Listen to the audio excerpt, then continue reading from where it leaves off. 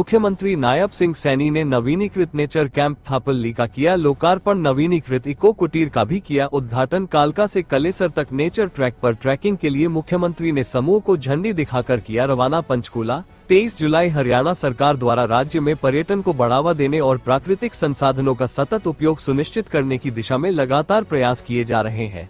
इसी कड़ी में मुख्यमंत्री नायब सिंह सैनी ने बुधवार को पंचकूला जिले के मोरनी क्षेत्र में नवीनीकृत नेचर कैंप थापल्ली का लोकार्पण किया।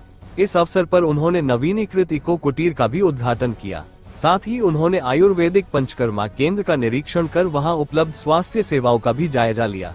इस अवसर पर पर्यावरण, वन एवं वन्यजीव मंत्री राव नरबीर सिंह और कालका की विधायक शक्ति रानी शर्मा भी उपस्थित रहे।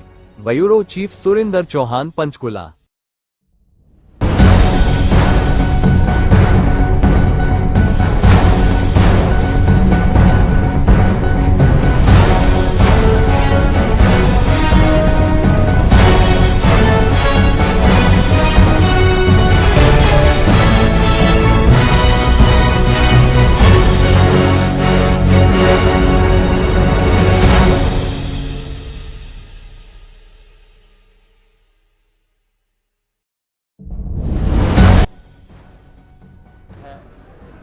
ये आज महाशिवरात्रि का पवित्र पर्व है। सावन का महीना है।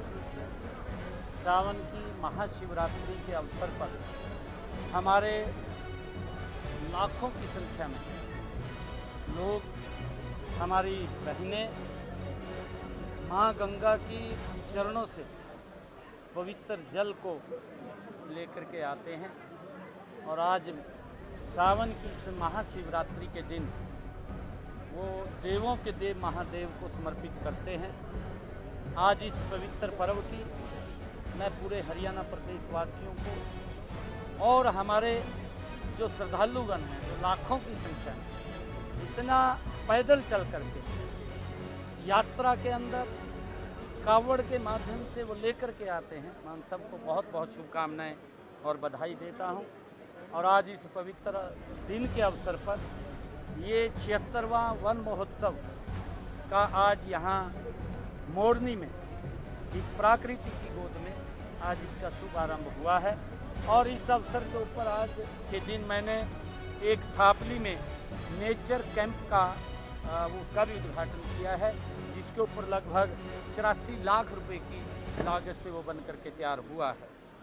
एक हमने यहीं पर वन विभाग का ये रेस्ट हाउस विश्राम गृह उसका भी उद्घाटन किया है, जिसके ऊपर 89 लाख रुपए खर्च हुए हैं। और एक हमने जो कालका से लेकर के कालेसर तक ट्रैक वो बना है, उसमें भी युवाओं को झंडी दे करके आज रवाना किया है, क्योंकि ये तीनों कार्य इतने महत्वपूर्ण है जिसके ऊपर 1,54,00,000 रुपए वो खर्च हुआ है। आज उस रास्ते के माध्यम से जो हमारा युवा ऊंची ऊंची पहाड़ियों को फतह करने के लिए वो निकलता है और तिरंगा फहराता है जा कर के बड़ी बड़ी पहाड़ियों के ऊपर, ये ट्रैक उनके काम आएगा। वो प्राकृतिक की गोद में पहाड़ियों के बीच से ये रास्ता निकलता हुआ ये 7 दिन का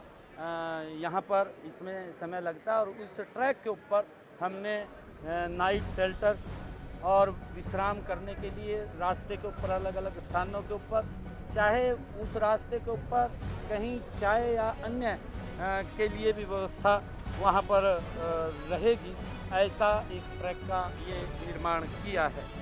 और मुझे ये भी खुशी है कि आज जो ये 76वां वन महोत्सव है, जो हमने निर्णय लिया है कि 2,10,00,000 पौधे हम हरियाणा प्रदेश में इस वर्ष इस महीने में हम लगाएंगे। ये वन महोत्सव का शुभारंभ हुआ है, क्योंकि सावन माह में जब ये हमारा महीना होता है, इस महीने के अंदर खूब पौधे लगते हैं और स्वयं प्रकृति से भी बहुत सारे पौधे उग करके आते हैं, उनका भी रक्षण संरक्षण वो करने का निर्णय लिया है। और इस टारगेट को हम हरियाणा प्रदेश के जन जन के साथ मिल करके इसको अचीव करेंगे। और हमारा विभाग गति से इसके अंदर काम कर रहा है।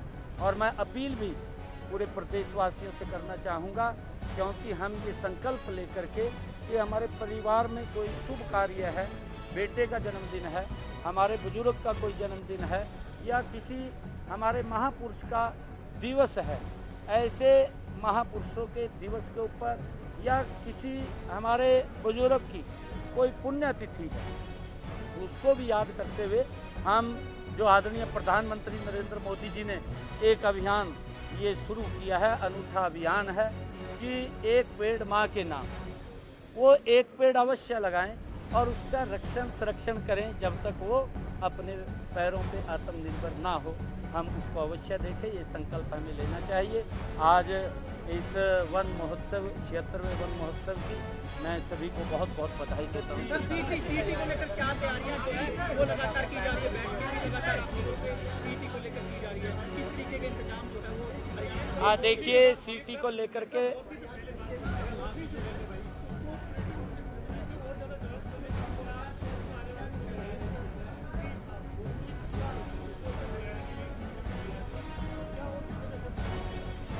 हम जल्दी ही मोरनी के अंदर जो हमारा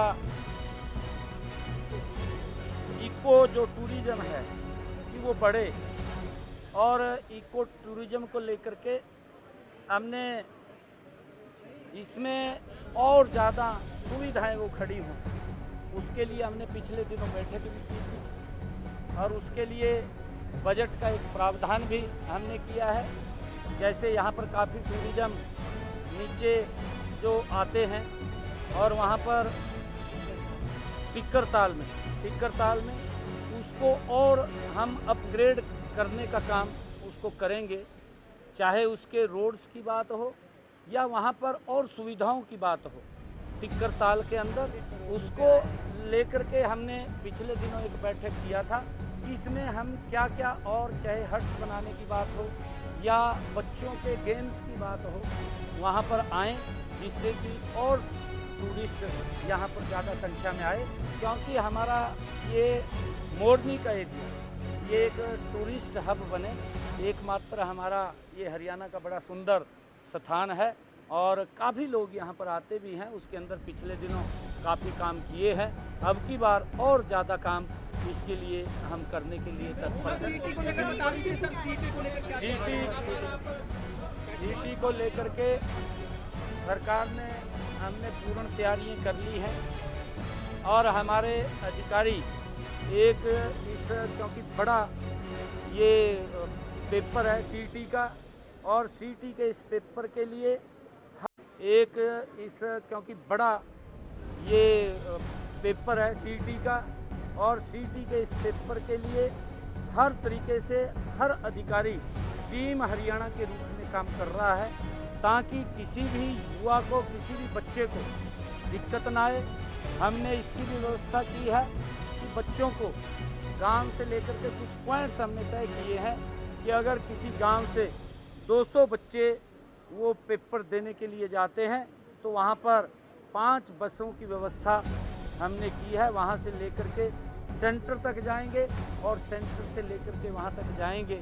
अधिकारी भी पूर्ण रूप से, मैंने अभी कल ही इसके ऊपर रिव्यू बैठक लिया था और सभी अधिकारियों को, उपायुक्त महोदय और एसपी महोदय को इसकी व्यवस्था और ठीक पेपर हो, किसी प्रकार की कहीं दिक्कत ना हो, उसको लेकर के वो अपने अपने स्थानों के ऊपर उसको सुनिश्चित करेंगे, ये उनको हमने कहा है।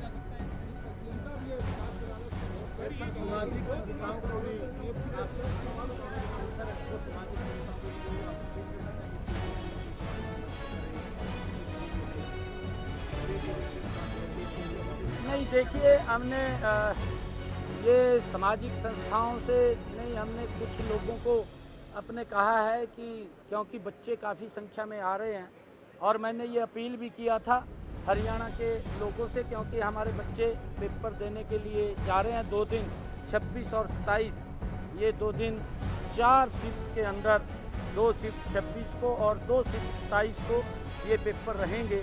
सुबह सुबह क्योंकि 7 बजे सेंटर्स पे पहुंचना पहली शिफ्ट में बच्चों का अनिवार्य है।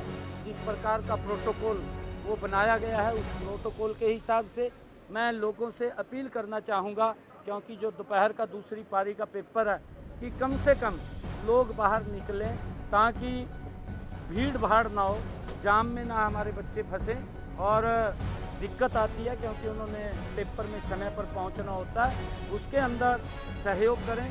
और हमने अलग अलग अपने कुछ लोगों से भी कहा है कि पानी की कोई व्यवस्था हो वो भी वहाँ पर करें, जिससे कि उनको कोई दिक्कत परेशानी ना हो। राहुल गांधी का कहना है कि इलेक्शन चोरी किए जा रहे हैं।